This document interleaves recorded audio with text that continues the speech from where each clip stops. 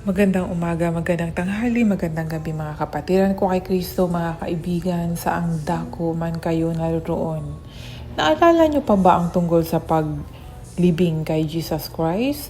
Basahin po natin dito sa Matthew chapter 27 verse 57 hanggang 61. Nang magtakip silim, isang mayamang lalaki na taga Arimathea ang dumating. Siya ay si Jose na isa ring tagasunod ni Jesus.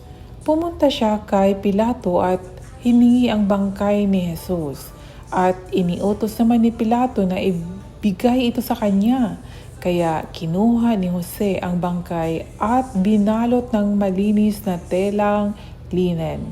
Inilagay niya ito sa bagong libingang hinukay sa gilid ng burol na ipinagawa niya para sa nasa sarili.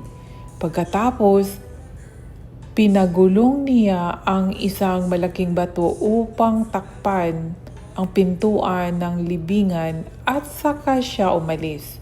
Si Maria na taga Magdala at ang iba pang Maria ay naroong nakaupo sa harap ng libing.